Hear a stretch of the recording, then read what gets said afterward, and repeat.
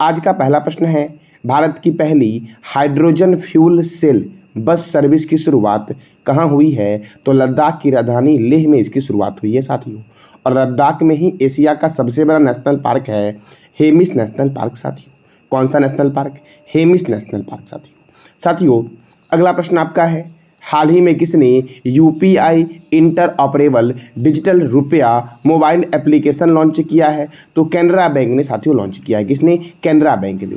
साथियों, भारतीय state bank की स्थापना कब हुई? तो इसकी स्थापना हुई थी 1955 में। कब हुई? 1955 में भारतीय स्टेट बैंक की स्थापना हुई। रिजर्व बैंक ऑफ इंडिया की स्थापना कब हुई? तो इसकी स्थापना हुई थी 1935 में। कब हुआ था? 1935 में रिजर्व बैंक ऑफ इंडिया की स्थापना हुई। आपको बताना है कमेंट बॉक्स में कि पंजाब नेशनल बैंक की स्थापना कब हुई। अब साथियों, कैनरा बैंक ने साथियों यह किया है। तो कैनरा बैंक का हेडक्वार्टर कहाँ है? बेंगलुरु में। कैनरा बैंक की स्थापना कब हुई? 1 जुलाई 1906 को। और कैनरा बैंक के एमडी एंड सीईओ हैं के सत्यनारायण राजू। कौन है? के सत्यनारायण राजू साथियों। साथियों, रिजर्व बैंक के बारे में भी जानते हैं। रिजर्व बैंक ऑफ इंडिया का हेडक्वार्टर मुंबई में है और इसकी स्थापना हुई 1 अप्रैल 1935 को। रिजर्व बैंक ऑफ इंडिया के प्रथम गवर्नर हैं ऑसबर्न स्मिथ। और प्रथम भारतीय गवर्नर कौन है? तो CD Deshmukh. Reserve bank of India का राष्ट्रीयकरण कब हुआ? 1949 में हुआ। और रिजर्व बैंक ऑफ इंडिया के वर्तमान में गवर्नर हैं शक्तिकांत दास, जो रिजर्व बैंक ऑफ इंडिया के 25 नंबर के गवर्नर है साथियों।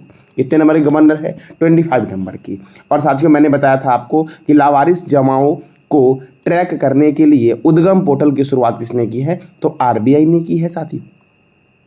अगला प्रश्न आपका है, हाल ही में किसने new car assessment programme launch किया है साथियों? तो ये लॉन्च किया गया है नितिन गडकरी के द्वारा। और कहाँ पर लॉन्च किया गया साथियों? नई दिल्ली में, जहाँ पर पंजाब नेशनल बैंक का हेडक्वार्टर है, डीआरडीओ का हेडक्वार्टर साथियों है, एनएचएआई का हेडक्वार्टर है, तीनों सेना का हेडक्वार्टर है। तो देखो, नई दिल्ली में केंद्रीय सड़क परिवहन और राजमार्ग मंत्री नितिन गडकरी ने इसे लॉन्च किया है। अब साथियों, इसे लॉन्च करने से क्या फ़ायदा होगा? तो यह सुरक्षित वाहनों के निर्माण के लिए ओईएम के बीच स्वस्थ प्रतिस्पर्धा को बढ़ावा देगा साथियों। क्या करेगा? तो स्वस्थ प्रतिस्पर्धा को यह बढ़ावा देगा। और ये लॉन्च किसने किया है? तो साथियों, सड़क परिवहन और राजमार्ग मंत्री हैं नितिन गडकरी। उन्होंने ही लॉन्च किया है नई दिल्ली में। और दिल्ली है यमुना रिवर के किनारे। अब साथियों, और भी कुछ मंत्री हैं, जैसे देखो, संस्कृत मंत्री और पर्यटन मंत्री कौन हैं? तो जी किशन रेड्डी हैं। ग्रामीण विकास और पंचायती राज मंत्री कौन है? गिरिराज सिंह। सूचना एवं प्रसारण तथा युवा कार्य एवं खेल मंत्री कौन है? अनुराग ठाकुर। पर्यावरण एवं जलवायु परिवर्तन तथा श्रम एवं रोजगार मंत्री कौन है? तो भूपेंद्र यादव साथियों। नवीन एवं नवीनकरणीय ऊर्जा मंत्री कौन है? राजकुमार सिंह। जल शक्ति मंत्री हैं गजेंद्र सिंह शेखावत। रेल मंत्री, संचार मंत्री तथा इलेक्ट्रॉनिक्स सूचना प्रौद्योगिकी मंत्री कौन है? अश्वनी वैष्णव। इस्पात मंत्री कौन है? ज्योतिरादित्य सिंधिया साथियों वर्तमान में इस्पात मंत्री हैं। साथियों, सड़क परिवहन और राजमार्ग मंत्री कौन है? तो मैंने अभी तुरंत बताया आपको, नितिन जयराम गडकरी। साथियों, कृषि एवं किसान कल्याण मंत्री कौन है? नरेंद्र सिंह तोमर। वित्त मंत्री कौन है? निर्मला सीतारमन। विदेश मंत्री कौन है? सुब्रमण्यम जयशंकर। पशुपालन, डेयरी और मत्स्य पालन मंत्री कौन है? पुरुषोत्तम रूपाला। महिला एवं बाल विकास तथा अल्पसंख्यक कार्य मंत्री कौन है? स्मृति ईरानी साथियों। कानून एवं न्याय मंत्री कौन है? अर्जुन राम मेघवाल। पृथ्वी विज्ञान मंत्रालय किनके पास है? तो किरण रिजिजू के पास है। और वर्तमान में रक्षा मंत्री कौन है? राजनाथ सिंह साथियों, स्वतंत्र भारत के प्रथम रक्षा मंत्री कौन थे? ये बताना है आपको कमेंट बॉक्स में। अगला प्रश्न आपका है, ओणम त्यौहार किस राज्य में मनाया जाता है? तो ओणम त्यौहार मनाया जाता है केरल में। कहाँ मनाया जाता है? केरल में साथियों। और केरल की राजधानी क्या है? तिरुअनंतपुरम। कहाँ है? तिरुअनंतपुरम साथियों, कर्नाटक में है कुद्रेमुख नेशनल पार्क, कर्नाटक में है। और तमिलनाडु की राजधानी क्या है? चेन्नई को बोलते हैं सुपर प्रसारित नगर साथियों। और महाराष्ट्र की राजधानी है मुंबई, और मुंबई को बोलते हैं भारत का प्रवेश द्वार। क्या बोलते हैं? भारत का प्रवेश द्वार। अब देखो साथियों, ओणम, देखो, तिरु ओणम 2 शब्द से मिलकर बना है, तिरु और ओणम साथियों। देखो, ओणम केरल का फसल त्यौहार है जिसे राजा महाबली की स्वागत में मनाया जाता है। ऐसा माना जाता है कि राजा महाबली स्वर्ग से आए थे साथियों, और इन्हीं की साथियों स्वागत में यह मनाया जाता है ओणम त्यौहार केरल में। अब देखो साथियों, केरल में मनाया जाता है। तो केरल की राजधानी क्या है? तिरुवनंतपुरम। केरल के गवर्नर कौन है? आरिफ मोहम्मद खान। केरल के मुख्यमंत्री कौन है? पिनराई विजयन। केरल में राज्यसभा 9 है और लोकसभा कितना है? 20। साथियों, राज्यसभा का वर्णन भारतीय संविधान के अनुच्छेद 80 में है और लोकसभा का वर्णन 81 में है। संसद का गठन किया गया है अनुच्छेद 79 के तहत। Parambikulam national park, Periyar national park Kerala में है।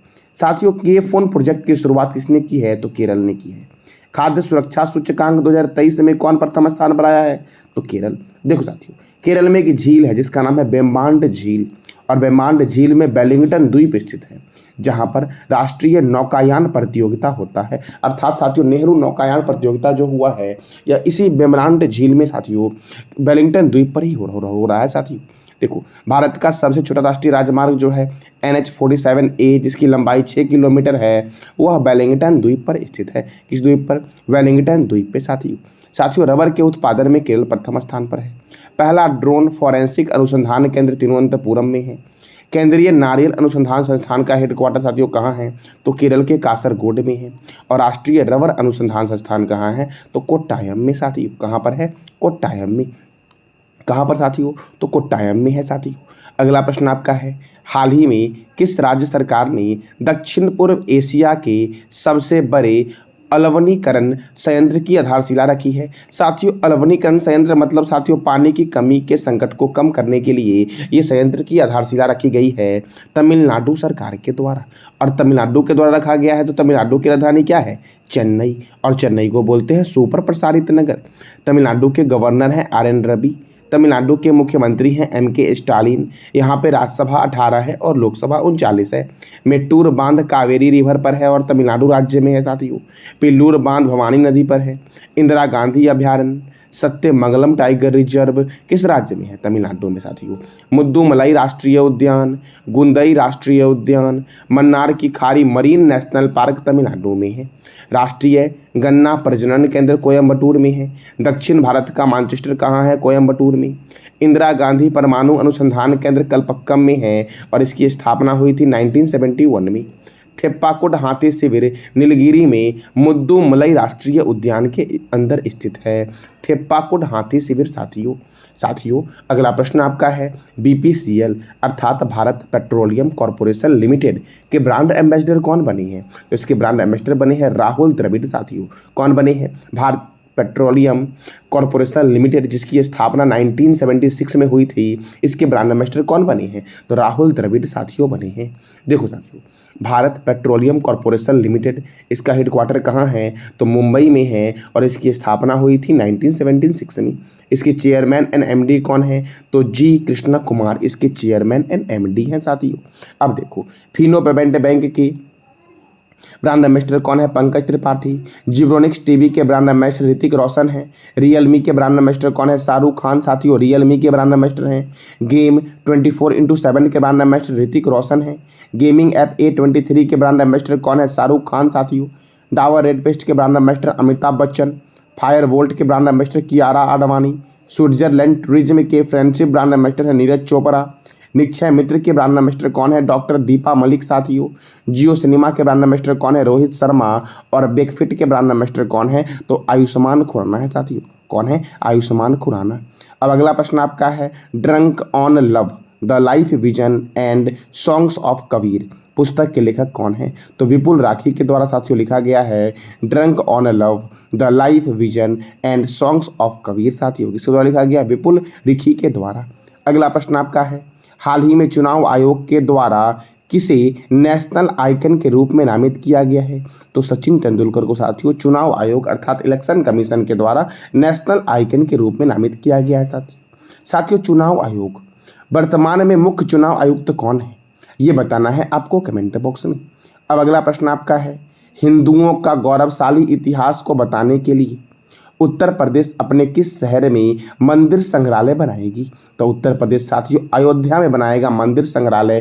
क्यों? तो हिंदुओं के गौरवशाली इतिहास को बताने के लिए। अब अयोध्या में साथियों बनाएगा मंदिर संग्रहालय, तो अयोध्या साथियों किस नदी के किनारे है? तो अयोध्या है सरयू रिवर के किनारे। साथियों किस रिवर के किनारे है? सरयू रिवर के किनारे। अब अयोध्या साथियों देखो, उत्तर प्रदेश की राजधानी क्या है? लखनऊ, और लखनऊ है गोमती रिवर के किनारे। उत्तर प्रदेश के मुख्यमंत्री हैं योगी आदित्यनाथ।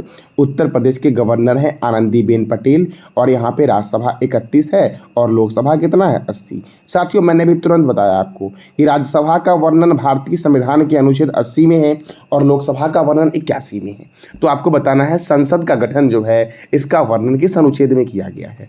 दुधवा राष्ट्रीय उद्यान, बखीरा वन्यजीव अभ्यारण्य, पीलीभीत राष्ट्रीय उद्यान। कौन सा राष्ट्रीय उद्यान? पीलीभीत राष्ट्रीय उद्यान उत्तर प्रदेश में है।